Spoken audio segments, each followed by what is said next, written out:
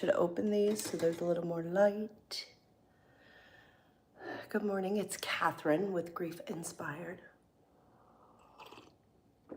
I've got my coffee, I've got my tissues, because this might be a tissue kind of day. And I've got some notes so I don't forget what I want to share with you, or a little bit of what I want to share with you. And I have my daddy.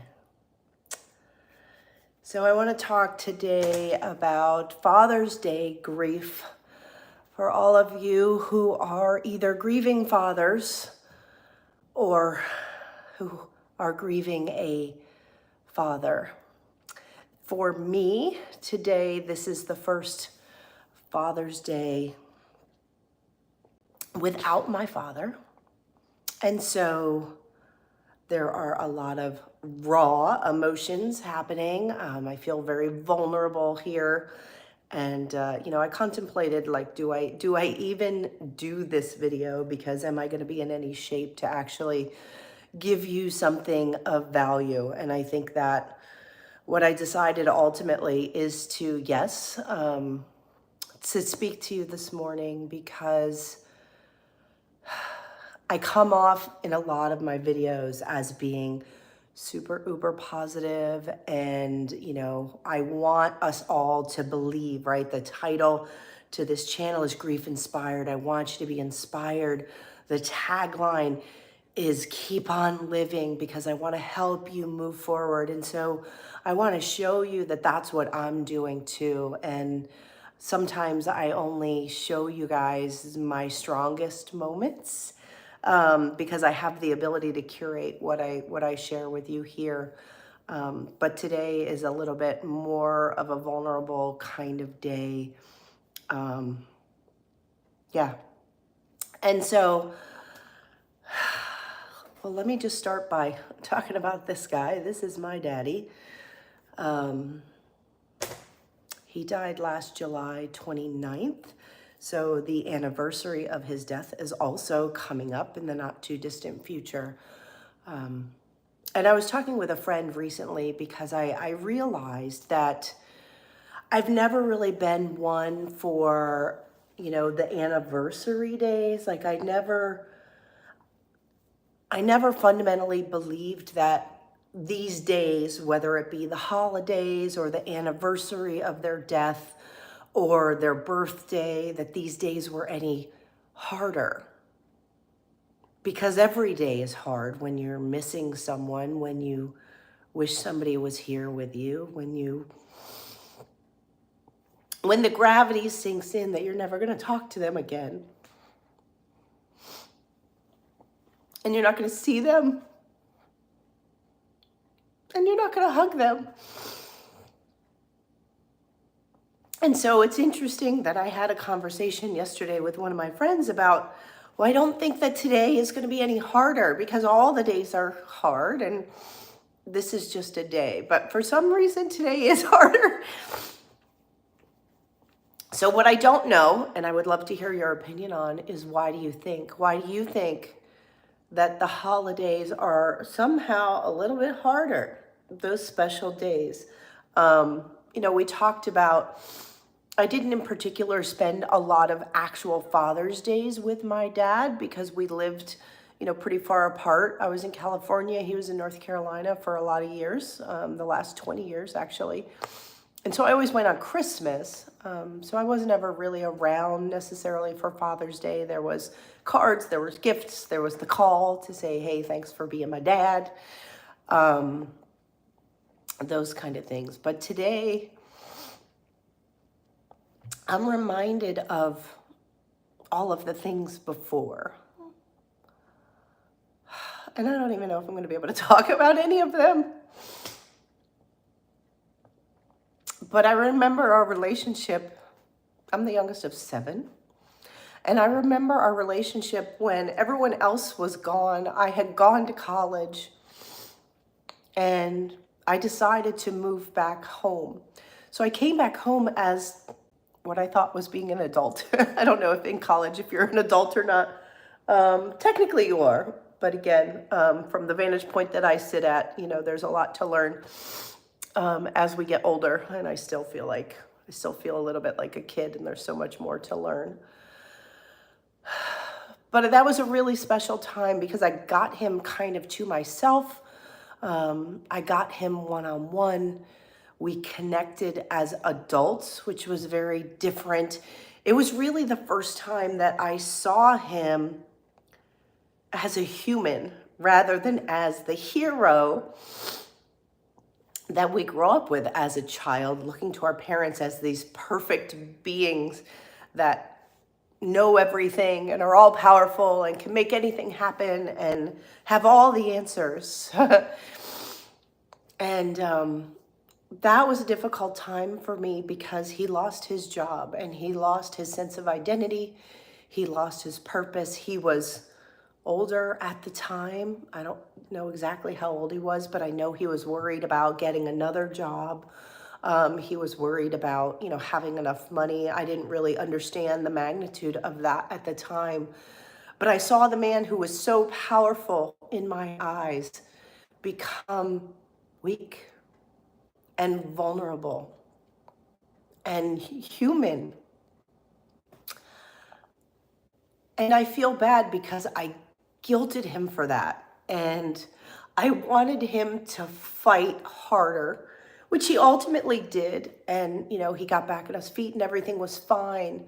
But like seeing him in that moment of weakness for me was really hard because we don't see the men in our lives as having problems and being weak and vulnerable. We don't give them space to be weak and vulnerable. I work with so many men here who have lost their wives, and it's remarkable, the men that I have such an admiration for, the men who come into my space, who come into my world, who join my classes, who share their hearts, which are big and powerful. And I've realized that men's hearts in some ways are even bigger than women's. It's just not always shown. And there isn't a space for that vulnerability and for that rawness. And so today is a day when I want you to honor the father that you have or had. If you are a father, the father that you are, because it's such an important role. And there's so many people who don't have good relationships with their father, with their parents, and it's not all sunshine and roses. I mean, I think sometimes after we lose the people we love, we choose to remember only the good stuff, which is so powerful. And I think it helps us through the grief process. But I think we need to honor the hard times too, the things that we went through, the times that we fought, the times when we disconnected, the times when I couldn't see his vantage point and he couldn't see mine, especially the years when I was a teenager. Oh, Lordy, Lordy. I put him through the ringer. Yeah. So I want to hear about your father today. If you're celebrating him, if you've lost him, I want to hear about him. I want to hear what you want the world to know about him. Who was he? How did he show up in your life? What lessons did he leave with you? What did you learn because he was in your life? I think the thing about grief is looking at the lessons. And, and if I look at the lessons that I learned from my dad, he was not perfect by any means, but he had a heart.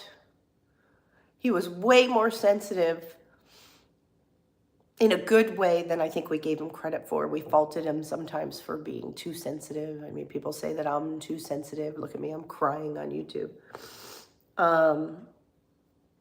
But he taught me to work hard.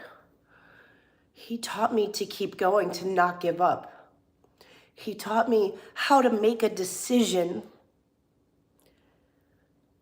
to weigh your options, look at and evaluate what you can do, And then choose a moment in time when you're going to make that decision. And he says you make that decision and then you ultimately move forward and you deal with the consequences, whatever they are. Because when you make that decision, it's the right decision for you. So with my dad, there was no waffling. He taught me how to stand up for what I believe in. He was the one who, really modeled how to fight for the underdog, because I do that a lot.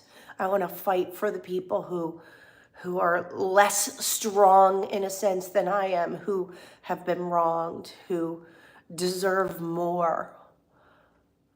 And he taught me that. That's who he was to me. So I want to honor him today. And I want to share, I don't know if you guys have been watching The Chosen. It's in season 4 now. If you are of faith, or honestly, even if you're not of faith, if you know the Bible, if you've read the Bible, if you have an interest in the Bible, I think the Chosen series is really, really powerful. And there's something about it that I can't explain. I was talking to my sister yesterday. There is something that when I watch it, I go to a different place, and it's like the Bible comes alive for me, and it just gives me more insight to the things that I want to know. And it's an interpretation, so it's not necessarily all the truth. It is the interpretation, and it gives me a framework, a reference. And I like that because it puts faces and names and personalities to the things that we've read in the Bible over the years. And they talked this week, or I guess it was a couple of weeks ago, about grief. And there's a scene where Jesus was speaking with Andrew. I think it was Andrew. After John the Baptizer had been killed, he's beheaded, is how he passed away. And they were both grieving him. And so they were sharing about the grief process, which I thought was really interesting. And it's really good. So this was season 4, episode 2 of The Chosen. And Andrew says, they start laughing, they're speaking, and they start laughing as they're grieving. And Andrew says to Jesus, can we be laughing? Like saying, is it okay to laugh? And that's a question that we ask ourselves as we're grieving, right? Can we be grieving someone so deeply, and can we be laughing at the same time? And Jesus very, very easily says, well, why not? And hear what he says that's so poignant that I love. He says, some of the moments in which we laugh the hardest can be around the time of a funeral. And he says, our hearts are so tender, all of our emotions are right at the surface. Laughter and tears, closer than ever. And it's how I'm feeling today. That my tears, that all of my emotions are right here on the surface. And it's why I didn't even want to do a video today, because they're right here. But why can't you be laughing? Why can we not be celebrating the people that we love? And this man, for me, this man, and what he meant to me, Robert Arthur. And then Andrew, he says, I feel guilty for feeling this way. He says, I should be in shambles. And I haven't been in shambles at the loss of my father. I haven't been, visibly crying all the time. And I've been sullen and I've been introspective. But I haven't really fallen apart. And so like Andrew, I say, I feel guilty too. And I feel like sometimes, I should be more in shambles. And Jesus says something that's so powerful, and I want you guys to hear this, whether you believe in Jesus or not. I think the message is really, really good. And Jesus says, no, Andrew, there is no should in grief. There is no right way to mourn. We mourn the way we mourn. We feel the way we feel. There are no shoulds here. There are no rights. There's no, I'm not grieving right. I'm not doing fast enough.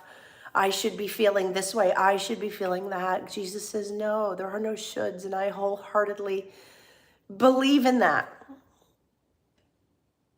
So when I said at the beginning that I don't know, is today, should I be feeling worse today because it's Father's Day than all the other days since the day he passed? There are no shoulds in grief, and there are no right ways to mourn. And so I didn't think yesterday that today was going to be any different in terms of my grief for my father.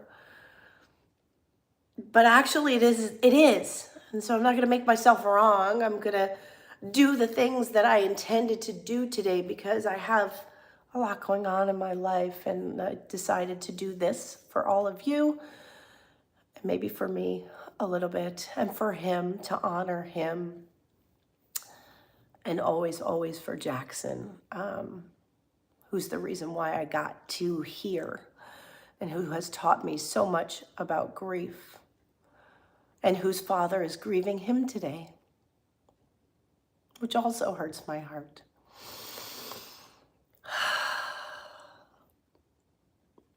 So take a moment today and let me know about your dad. My grief journey is for all of you too, because I want what I experience and what I learn as I go through all of this, I want it to help you. That's why I do it. It's not because I like seeing myself on YouTube. I kind of don't. I don't really watch these back because it's awkward and it's weird. But I think that the message is important, that there are no shoulds in grief, and there are no right ways to mourn. And it's about honoring the people that we've lost, whoever they are and however they were, whether they were biological fathers or people who were father figures in our life. Does that matter? I don't think so. I think the pain is the same, and I think we have to figure out how to keep on living. And that's what about. So I want you to spend the day today, live today for your father. Love today for your father. Grieve today for your father. There are no shoulds. If you want to go out and you want to laugh and you want to have fun and you want to celebrate however you used to celebrate with meals or movies or wherever it was, whatever it was, do it. Do it for you and do it for him. And know that there are no shoulds in grief, so whatever you do is right. There is no right way to mourn. Continue to mourn them. Continue to move forward. Thank you for being here with me. Thank you for watching.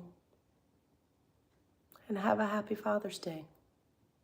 Find a way to make there be a little piece of happiness in today. I know that that's what my dad would want. And as I close this out, I think of my dad and I think of the way he used to laugh at his own jokes. Sometimes the way I do. Thank you, Daddy, for being a part of my life, for giving me the life that I have, for continuing to be a presence, even though you're not physically here, and for somehow looking down on us and reminding me that it's all going to be okay. And like he used to say, you're going to figure it out. Even in the most difficult times, you will figure it out because you're smart and I taught you well and you're a good person and you deserve to be happy.